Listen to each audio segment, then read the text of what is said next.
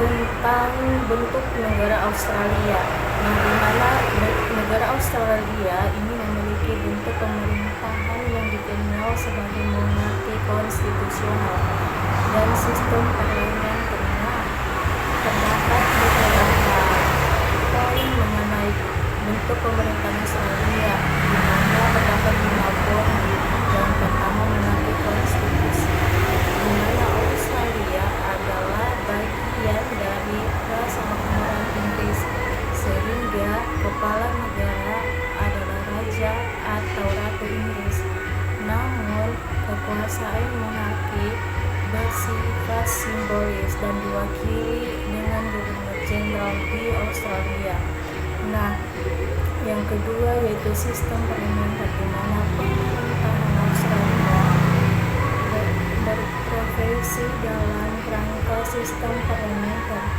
Parlemen terdiri dari 2 majelis, yaitu Dewan Perwakilan Rakyat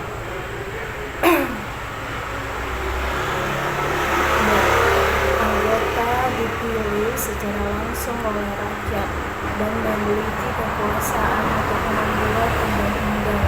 Yang kedua yaitu Senat.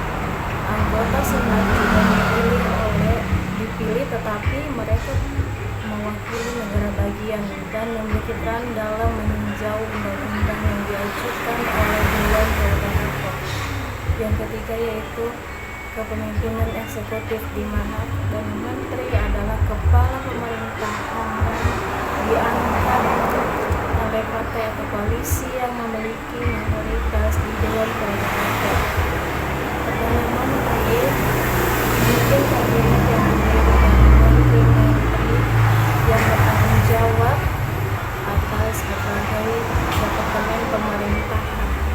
Kemudian yang keempat yaitu sistem federal, yaitu di mana Australia merupakan negara federal yang berarti kekuasaan dibagi antar pemerintah federal dan pemerintah negara bagian.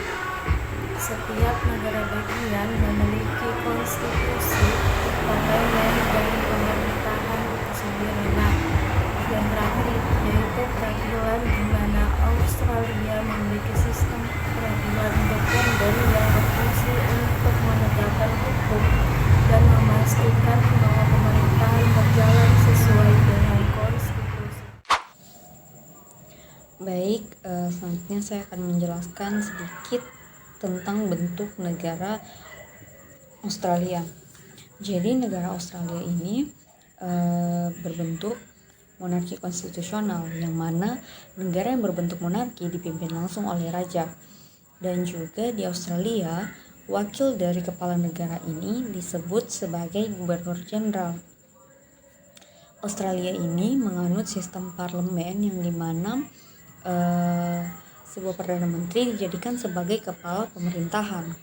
Dan juga anggota dari parlemen ini terdiri dari 2 kamar legislatif. Yang pertama yaitu anggota Senat atau yang biasa disebut sebagai Dewan Tinggi, dan juga yang kedua ada Dewan Perwakilan atau yang biasa disebut sebagai Dewan Rendah. Australia ini memiliki 6 negara bagian dan juga 2 teritori federal, dan juga 1 lembaga yang tertinggi di negara Australia ialah Mahkamah Agung Australia. Bismillahirrahmanirrahim. Assalamualaikum warahmatullahi wabarakatuh. Perkenalkan, nama saya Muhammad Aidil Safitra dari jurusan Hukum Tata Negara Islam, NIM 223210009. Baiklah, pada kesempatan kali ini saya akan menjelaskan sedikit tentang bagian dari sistem pemerintahan negara Australia. Nah, sistem pemerintahan negara Australia yakni dibangun di atas tradisi demokrasi liberal, berdasarkan nilai-nilai toleransi beragama, kebebasan berbicara dan berserikat, dan supremasi hukum. Lembaga-lembaga Australia dan praktik-praktik pemerintahannya mencerminkan model negara Inggris dan Amerika Utara. Koloni Australia mewarisi tradisi dari Inggris yang mencakup hak pilih terbatas dan pemungutan suara umum dan ganda. pelanggaran seperti suap dan intimidasi, pemilih mendorong perubahan pemilihan umum. Australia mempelopori reformasi yang menopang praktik pemilu demokrasi modern. Walaupun Australia adalah negara dan bangsa yang merdeka, Ratu Elizabeth II dari Inggris secara resmi juga merupakan Ratu Australia. Ratu menunjuk gubernur jenderal atas saran dari pemerintah Australia terpilih untuk mewakilinya. Gubernur jenderal memiliki kekuasaan yang luas, tetapi berdasarkan konvensi hanya bertindak atas saran para menteri dalam hampir semua urusan. Nah, mengenai tentang kedaulatan parlementer dari negara Australia, UD Australia menjabarkan kekuasaan pemerintahan dalam 3 bagian, legislatif, eksekutif, dan yudikatif. Tetapi menegaskan bahwa anggota legislatif harus juga anggota eksekutif. Pada kenyataannya, parlemen mendelegasikan wewenang penyusunan undang-undang yang luas kepada eksekutif. Pemerintah dibentuk di Dewan Perwakilan oleh partai yang mampu meraih mayoritas di majelis tersebut. Di semua parlemen Australia, pertanyaan dapat diajukan tanpa pemberitahuan terlebih dahulu dan menerapkan giliran yang ketat antara pertanyaan pemerintah dan oposisi kepada para menteri selama waktu tanya jawab. Itulah sedikit dinamika atau proses dalam pemilihan di negara Australia.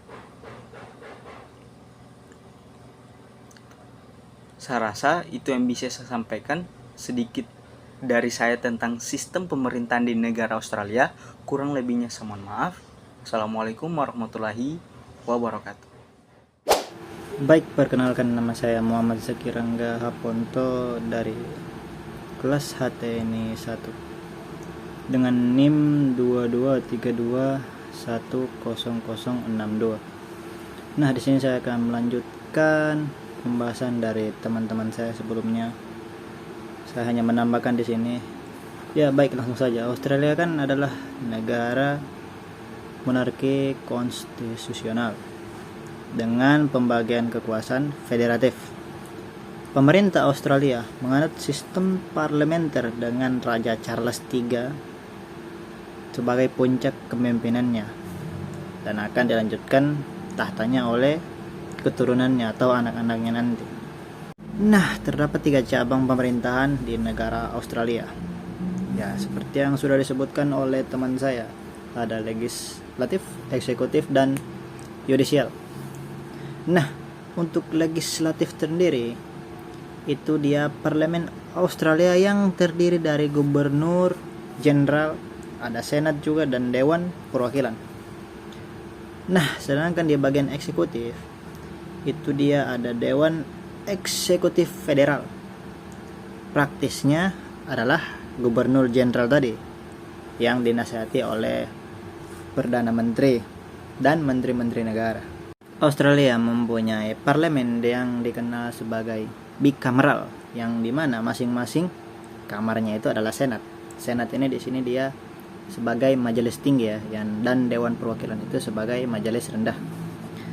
Nah, di dalam senat atau di dalam majelis tinggi ini terdapat 76 senator, yakni dari 6 negara bagian masing-masing, yang dikirimkan itu 12 wakil. Sedangkan dari 2 teritorial masing-masing dikirimkan 2 wakil. Sedangkan untuk di bagian majelis rendah atau dewan perwakilan, itu terdiri dari 150 anggota yang dipilih dari 150 elektorat. Elektorat ini di sini sebagai disebutkan juga sebagai jumlah kursi. Jumlah kursi. Nah, itu semua dialokasikan ke negara-negara bagian yang sudah disediakan atau diperintahkan oleh menteri-menteri.